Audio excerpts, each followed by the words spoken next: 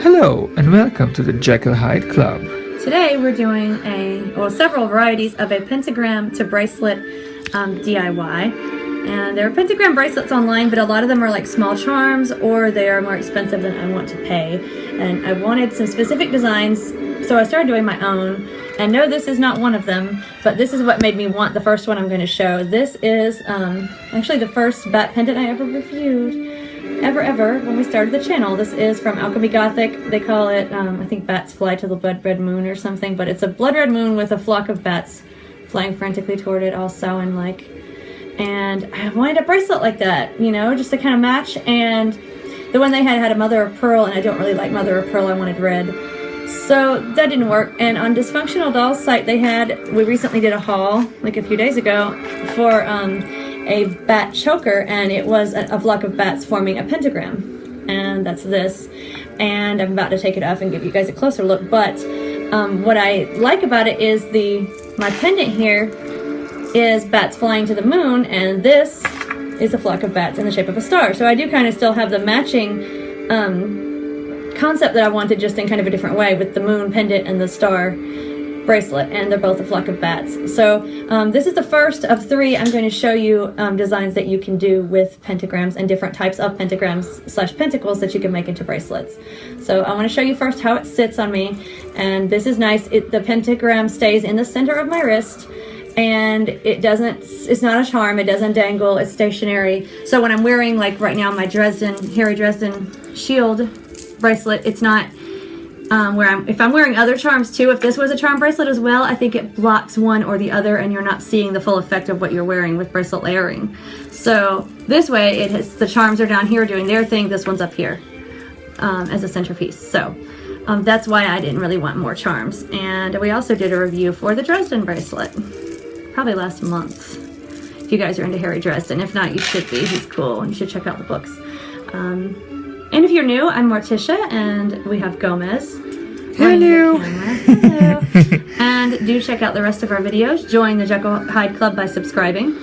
And here's how I did this one. Again, they're all different styles, but this, because the bats are making up the pentagram, usually the pentagram or pentacle is going to have holes or crevices or whatever where you can put something to make it into a bracelet. I took off the part that you would put on a chain at the top, and it's just a little loop. It's not really noticeable or obtrusive, so you can just leave it alone and ignore it. Or if you wanted to dangle a little stone from it or something, if you want to get fancy, you could do that. But I just left it alone and ignored it. And what I used is this, it's 2mm stretch cord. It's called elastic coated stretch cord. You can get it from any fabric shop. And I got silver. I usually use black, but with this one, I thought if I wanted to match the necklace is silver on a silver chain. Well, it's pewter, but, and then this is pewter, so let's put it on silver colored stretch cord. So it just, get a piece about, I always make it a little bit longer than I need, then I have room to tie and cut it. So 8 inches long, you cut 2 of those, you loop it over, stick it through a part of this that you want to use. I would go as center as you can, you know, like hold the top and then look at right in the middle to either side, the best hole or angle you can get that's not covering anything major, blocking, let's say, any of the bat's wings or faces. Evenly on the left and right, kind of in the middle, so that the bracelet isn't going to hang too much at the top or the bottom. You want it to stay centralized in the wrist. And again, a pentagram does that. It has enough little holes and loops in it to give you good choices. I could have put it several places, but I wanted it to stay even, so right here and here. Is that showing, Gomez? Yes. On the sides, and that's what you do. So then I just tied like one shoestring knot and pulled it tight to make it be still, because you don't want the cord looping everywhere and going back and forth. Very simple. This took like 2 minutes. And then tied it at the back, so you have 4 strands, 2 and 2. Makes it look a little thicker, because this piece is very lightweight in the center, but it's wide, so you don't want a really thin bracelet part on either side. It would just look kind of out of proportion. So I got 2 because I just used 1, ran it through, and then looped it over to tie the knot, so it was 2 strands. 1 turns into 2 when you put it through the wing and loop it over. So then it's, at the end, 4 strands, you do, you know, a double over around knot. Tie it and get it the size you want. I don't want it to move too much, so I have a small wrist and it's pretty small, and just stretch it on. It's very easy to stretch on and off, and voila. So that is this one, and this cost me $10 from Dysfunctional Doll as a leather choker, and it was very easy to take apart. I'm going to use the other pieces for other things. I want to make a quick note. I was complaining that this felt very rough when I first got it, and it was strange, like very unpolished. I don't know if it had dust on it from when I polished it. Nothing was coming off on my hand, but when I made this and put it on and then washed my hands a few times and got in the shower, it feels a lot smoother than it did when I first got it. So go figure, and I'm no longer saying that this is an overly rough piece because it's not anymore. I don't know what the deal was. So anyway, I'm going to make a comment to that effect in the Dysfunctional Doll haul video too. This was from Restyle, so it was just a comment that was a strange kind of texture. Now the next pentagram is a different style because it's nice to have different styles, and I got the idea for the next pentagram bracelet, or it's a pentacle, from this Alchemy Gothic ribbons bat bracelet. I also reviewed this back in the summer because the clasp is just, you have ribbon at the back. It went through the bat wings in the holes the way I am using the pentagram, and then it's just a slide knot that you slide up and down the ribbon. You put a spacer bead with a hole that you don't want it too loose or too tight. It's got to be Goldilocks. If it's too small of a bead, you can't get the ribbons in it. If it's too loose, it doesn't hold the ribbons tight enough, so they're just going to slide down and the bracelet's going to slide off your hand. You want to have to work at moving this bead up and down the ribbons so that it stays the size that you want it and doesn't slip too much. So this style is not a pentagram, it's just a bat, but it's the style that I was inspired to make this second one from, and I'm taking it off so it doesn't get in the way of viewing. I'm wearing also some garnet beads because I like garnet. So I have that on. I had those layered. This is that a good height? Yes. This is a pentacle, whatever, bracelet that was a pendant as well that I got from Real Metal in my last Real Metal jewelry haul. And it was a necklace, and just like the other, and I just took it apart.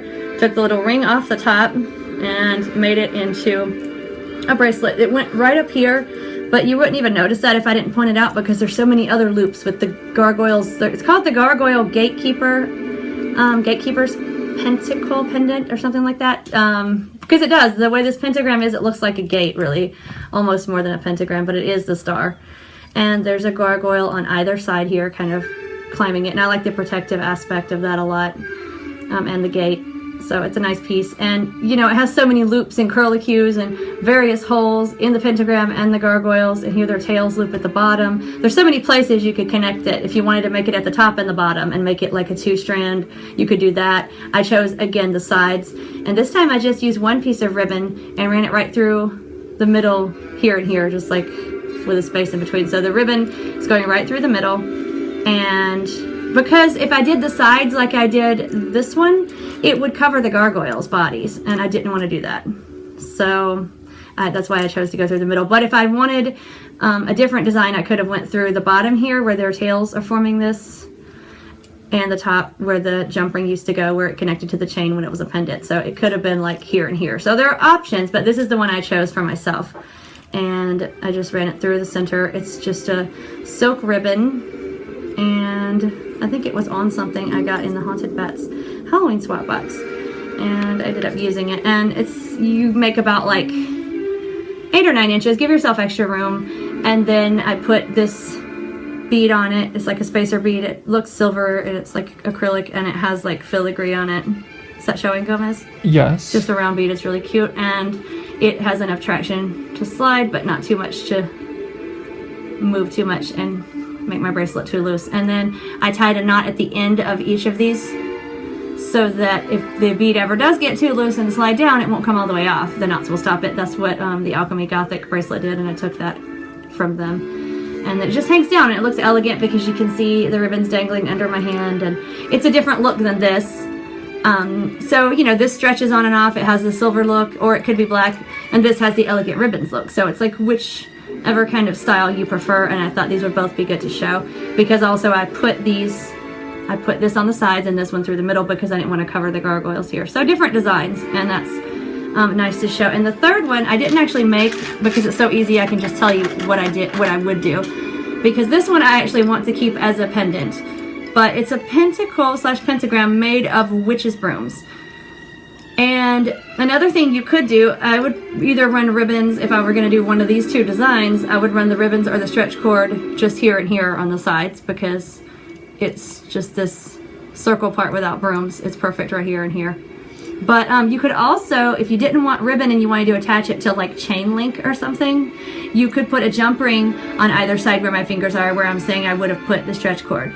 Just a round jump ring, attach one here and here, and then you have something to attach chain link to. And then you could have a pentagram / pentacle bracelet that is also just kind of stationary in the middle, and it would be like the rest would be chain. So it's just really basic. Any of these would take like 5 minutes or less if you have the stuff together.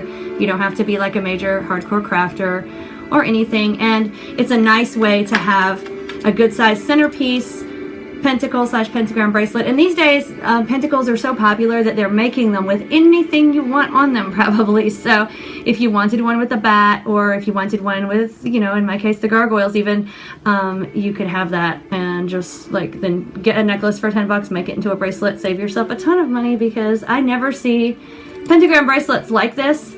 And the few I have that are kind of are like maybe the silver cuffs or the silver hinged bangles or something, and they're still a lot more expensive. So I paid $10 for this one from Real Metal, and $10 from this for this one at Dysfunctional Doll from Restyle. Both very inexpensive, very nice, and got nice bracelets for myself out of them. So yeah, very easy to do, and I love them. I'm very happy I got my new bracelets, and I did it myself, and I got the design and style that I wanted exactly, which I wasn't finding, which is nice about doing your DIY kind of self-designing. So now I'm putting my other bracelets back on. So I hope you have enjoyed this video. Do check out our other DIYs, crafty creative goodness, because I like to save myself money and do unique stuff with cool things, so I have a lot of those. And until next time, Try to enjoy the daylight.